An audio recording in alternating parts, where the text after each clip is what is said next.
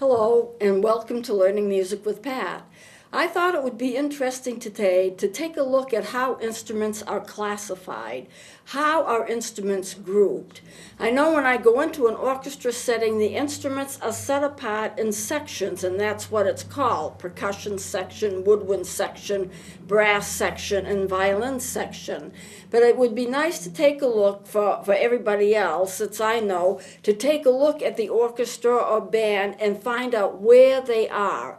What kind of instruments are in each section? What is the difference between brass and woodwind instruments anyway? What about violins? Are they in everything? What instruments play in what kinds of bands? So that's what we're going to take a look at today. So I have a set of charts here, and I'm just going to go over these with you.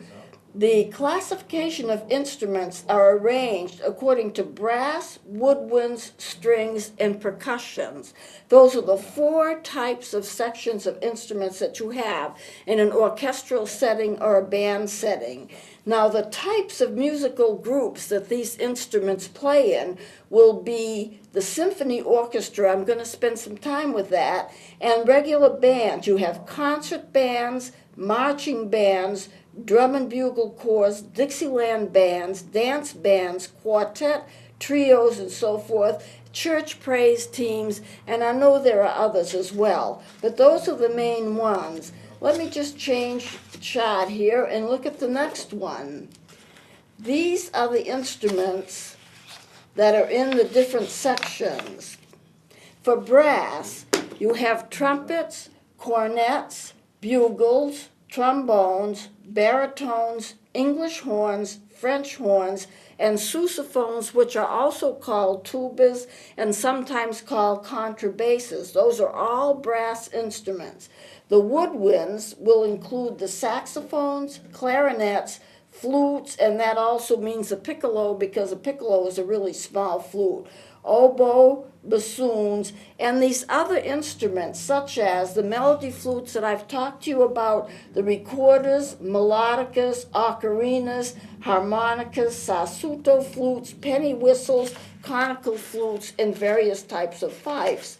Now, I am not going to tell you that these are all the instruments there are, but they are a lot of them. Now, in the string section, you'll have violins, violas, cellos, the bass viols, which in modern dance bands are called slat basses, the same thing, guitars, banjos, ukuleles. The piano is a stringed instrument, the harp, and the harpsichord. Piano and harpsichord are very much alike. If you've ever been to like the Messiah or any place where they play a harpsichord, it sounds like tinny, and the piano sounds much fuller. The harpsichord is what first developed into the piano. It was the instrument that was here first, and the instrument is plucked. You don't see it, of course. It's all in the mechanism of the instrument, but it looks like a piano, like a small piano, and it's plucked. So you get this pinging kind of sound from it, where the pianos are like hammered, just like a mallet hitting up against a string, and that causes a difference in the tones between the pianos and the harps. Now, the drums, the percussion will include the drums, which will include snare drums, parade drums, bass drums, and the kettle drums. I want to mention something about the kettle drums. They're huge, and you can actually get tones from them. They look like a huge kettle, kind of like a copper kettle with the drum head on them, and you hit them with a mallet, but they can be tuned to play certain tones. I'm not saying like a scale, but like 1 or 2 or 3 tones. So a drummer can play like 3 or 4 of them at a time and go between them and get different tones on them. So those are the kettle drums. Then you also have cymbals, tambourines, chimes, xylophones, glockenspiels. If you've ever been to an orchestra where they have, like, it looks like a piano, it's on a stand, but it's got little metal pieces. You have the typical keys, but they're all metal, and they're striking them with a mallet. You're talking about xylophones and glockenspiels. There are many, many instruments, and I'm sure I don't have them all.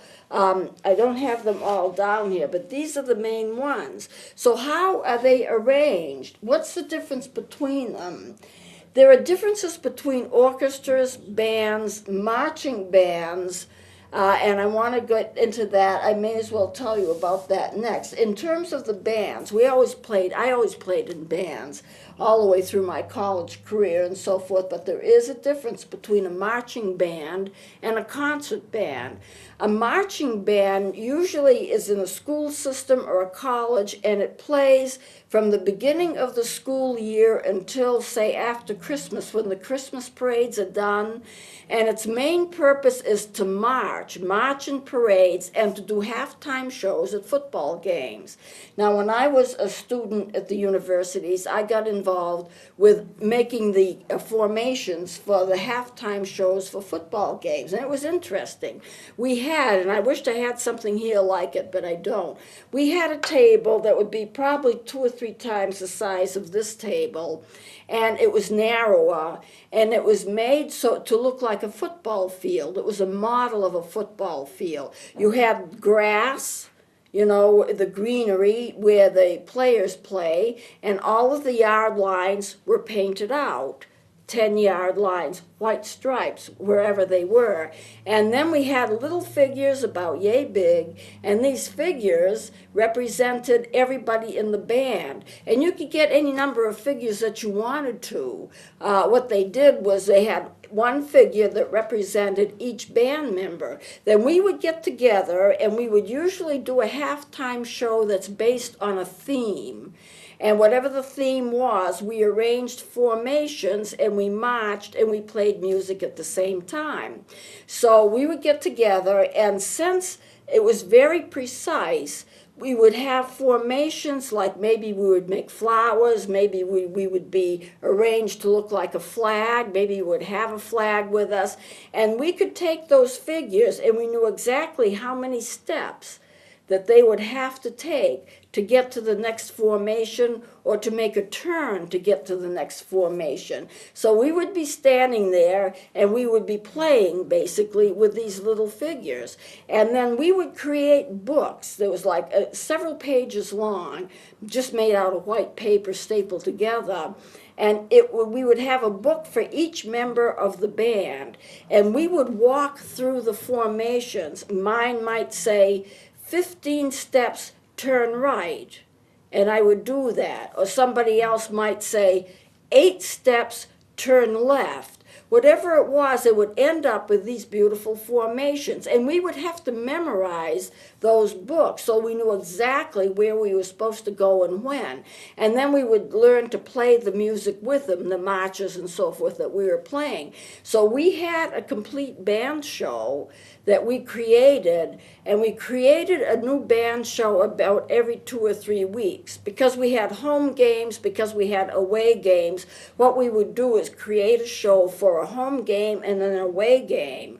And then we would have to create a new show, otherwise we'd be doing the same thing over and over again. So we were constantly at this board measuring this many steps, that many steps, turn right, turn left, lift your instruments, play so many measures of a music, march ahead by 15 steps, turn around again, play the same music going back. And it got to be very, very complicated, but it was a lot of fun, and it was very, very interesting. So that's what we did. That's the marching band. They marched at Thanksgiving parades, Christmas parades, and the football games, which was primarily what their responsibility was. And sometimes special shows, special demonstrations we would march at. Everybody would be in uniform, everybody would be marching precisely. Going up the street, we'd march to the football game, making sure all of our lines are even, and we're in a certain precise formation marching, then going into the stands and sitting in a certain place that was reserved for us, playing when the cheerleaders came out, and they would do their calisthenics as we were playing, and then every time a football touchdown was made, we would be playing for that. Then the halftime comes, and we gather on one end of the field, and of course visiting teams, they had their own bands that were going to do the same thing. They would meet at the other end of the field, and we would take turns putting on our show, and when we were finished we would go back into the stands and play the rest of the game. Now if we happened to win, then there would be a parade after the game, marching through the streets. And of course, as you know, most band members have uniforms with a band hat that goes with it. If we won, we would turn the hat backwards and wear the hat backwards and march through the streets. So it was really a long period of time that we were doing that. Now, when the football season was over, most of us just went into the concert band. The concert band plays overtures, serious music. They also play some popular music, but they have a whole different setting. They don't do any marching, and they also have the kettle drums, which a lot of times the marching bands don't have. I mentioned about the kettle drums. The kettle drums are actually huge. They're like these kettles. You can't pick them up and hold them and march with them and play them. So what they did was they designed special platforms for them, and then they put the kettle drums on those platforms, and somebody would pull them as the person who was playing them would stand behind, and he'd play them, or actually stand in front and play them, as they were being pulled down the street so that they would be with the band at all times. Other drums, they could take and put straps on them and hold them in front of them and just play away, but you couldn't do that with a kettle drum. Not all of these instruments play in all of these orchestras that I've mentioned. An orchestra will have all kinds of violins. They will have the strings. They'll have your violas, your violins, your cellos, and the basses. Those are the basic stringed instruments in an orchestra. The violin, I'm going to show you one in a few minutes. This is a rare one, which is held up to your chin and bowed. The viola is just a little bit larger than the violin. It looks about the same. It plays about the same, but it is larger. The cello is about yay high, and you play it, you put it up against your knees, and you bow this way. You can't lift it up. It would never be in a parade, of course. And then the basses, they're very, very tall. My father had one, and it was taller than he was. You stand up to play them. You cannot sit down to play a bass or a slap bass. You have to stand up and bow it standing up. They're very, very tall. You do not have any of those instruments in a band because it's almost impossible to accommodate them. You can't be marching down the street while you're bowing a violin. But the orchestras also do not have saxophones, guitars, or guitar-like instruments. They don't usually have those. The stringed instruments are basically based upon the violin, viola, cello, and bass. So they don't have guitars. They also don't have the melody flutes, recorders, ocarinas, penny whistles, melodicas, that kind of instrument. You won't find them in an orchestra. Instead of giving you a list of every single instrument that's in every single musical group, I thought I would tell you what instruments don't appear in some musical groups and what instruments do. Bands have no strings, no guitars, and so forth, but the orchestras have them instead. Marching bands may or may not use kettle drums due to their size. You can get college bands that are very, very large, and they will use a kettle drum or two, but they have to put them on these stands, as I mentioned before. Dance bands, Dixieland bands, jazz bands, they basically use trumpets, trombones, keyboards, and saxophones, and the keyboard is usually the lead instrument, and they also use clarinets and guitars. No violins, no big, huge kettle drums. They may have drums, they may not. A regular band will not have a piano. Where are you going to put a piano when you're not going to be able to march down the street? Instead, they would use a glockenspiel or something like that, a xylophone or something like that. Church praise teams will use whatever instruments are available. So whatever I tell you about these, it's not like this is like rule of thumb. There are all kinds of exceptions to the rule. I've seen violins play in praise orchestras where you wouldn't expect them. I've seen instruments used in places where you wouldn't expect them, but it depends upon what kind of music they're playing, what kind of music ambience they want to portray. It depends upon what instruments are available. Usually, for example, in a high school band, you have to take any student that's playing an instrument because you want to include everything. But you try to keep things in balance. You don't want to have 15 trumpets and 2 flutes. It would be just too overpowering. So what you do is you level off the instruments and have things that balance with each other. It's very important in a musical group that you get balance that you need. Not too much bass, not too much drum, not too much trumpet, but everything balanced together. And the drums, some drummers have the tendency of playing as loud as they can play. They bang on the cymbals and they use the snare drums and they make all kinds of racket. But that's not actually what a drummer is supposed to do. A drummer is supposed to set the time and help to keep the orchestra together by setting the time and keeping the time accurate. And the drums are very good in doing that. The kettle drums in the orchestra will add tone that the regular snare drums and parade drums don't do. A parade drum basically is like a snare drum, but it's larger. So there's lots of variations. When you come to the saxophones, you've got the altos, you've got the tenors, you've got baritones, you've got basses, and you have the melody saxophones. I have myself, I think, about 7 saxophones. I have to count them up, I guess. I've got 2 altos, I've got 2 sopranos, I've got 1 tenor. I have a C melody tenor, which I hope to bring in sometime. It is so rare. They haven't made them for years. You can't get parts for them.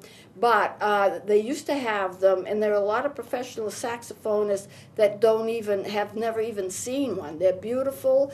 They're half the size between a tenor and an alto, and they play in the key of C, so you can basically play any music with them, and they are absolutely gorgeous. When I got mine, it was kind of in bad shape, and a friend of mine, it was just so old, and a friend of mine, as a gift to me, sent it away and had the whole thing rebuilt, and it's absolutely gorgeous now. So I have it back, and I do play it some, but I don't travel with it much. It is so rare. I hate to travel with anything that's too rare. And for clarinets, you can get them in different keys. Most clarinets play in the key of B flat. I do have one that's a concert A, and you play those a lot in orchestras, but I understand that there are some companies that make clarinets in different keys. Most clarinets are open holed, and you have to close your fingers right on those open holes. But some of them, I understand you can buy closed hole clarinets. I've never seen one, but I guess they do exist. So there's all kinds of things. Like flutes, you usually see the melody flute, which everybody plays, and the piccolos, but you can get alto flutes. You can get bass flutes where they have the main instrument and then they have a curve, where they have a part of the tube that just curves and turns around and kind of heads back. That allows it to get a deeper tone, because the longer the tube, the lower the tone. It doesn't matter what the shape of it is. If it's a longer tube, then it'll give you a lower tone. In bands, you also have bugles as well as trumpets. The trumpet's interesting. You hold it with your left hand. You put your right hand on the 3 valves. There are 3 valves. And then you use your fingers in different positions to get the tones from the instrument. The bugle looks like a trumpet, but it does not have any valves on it. And so you get the notes just by using your breath. You play it and you add your breath to it, and depending upon how much air you put in it, how you squeeze your embouchure, you can get different tones. Now, you can't get all the tones. You can't get all the tones in a scale, but you can get several tones, and the music has to be written around the capability of the bugle to play it. You also have cornets, which are like trumpets, but they're a little different shape. They're a little wider, they're a little shorter, but they play pretty much like a trumpet. So this is not a complete list. I'm only giving you a general idea of what it is, of what they are. Now, I made this special, I made this special chart. If you go in to hear an orchestra play, these are the positions that the instruments will take. They're based in sections. You have the podium where the conductor stands, and he has his baton and he's conducting. To the left of him are the violins, and there's usually a lot of them. To the right are the cellos and the violas. The woodwinds, which is going to be your saxophone, clarinets, flutes, oboes, and bassoons, they're going to be in front. The brass will be right behind them. Then you have your percussion. A lot of orchestras will have a harp. If you have a piano, it'll be stuck off in a corner somewhere, all of the basses. This is a general way that an orchestra is laid out. Now, I'm going to try showing you this. I don't have a whole lot of time, but I haven't played any instruments today. Let me show you this. Violins and brass. This is an extremely, extremely, extremely rare violin. This is called the Flem Spalding Wolf's Head violin. And it came to me from a friend who was opening a store for antiques, and in her travels she found it and decided that I have to have it. The only information that we have on it is that it was made by a violin maker who made it by hand, and you can see all of the inlaid woods. I'll show you the other side, all of the inlaid woods. He crafted it by hand, and then he made it in the 1800s. And the feature that's most unusual about it is the top of this. This is a wolf's head, hand carved. I'm going to hold it like this and hope that you're going to be able to see the whole wolf's head. I'll hold this for just a second. There's not much time left. If I hold it like this, you may be able to see that his mouth is open, the whole hand-carved wolf's head with his mouth open, his little nose, his little eyes. And if you look at the side, you will see that the dark staining of the wood comes to an end about here on either side. It's like his body. It's just above the tuning pegs. And if you look at the back of him, it's been scrolled so that this is like his back. Now, I read an article about a person who was fortunate enough to have a very, very rare wolf's head violin. They're just not common at all. And I happen to think, I don't know how many there are, but I've got one. And I won't send it out for repair. I'm just too afraid of not getting it back. Very, very delicate, very, very valuable. And this is it, the Flem Spalding Wolf's Head violin. I'm going to close it here. We don't have much time left. I do have another rare instrument that I'll show you next time. It'll be the brass. I just want to show you what they are like. So I'm glad that you watched. Hope you enjoyed it. Hope you learned something. And please join me next time.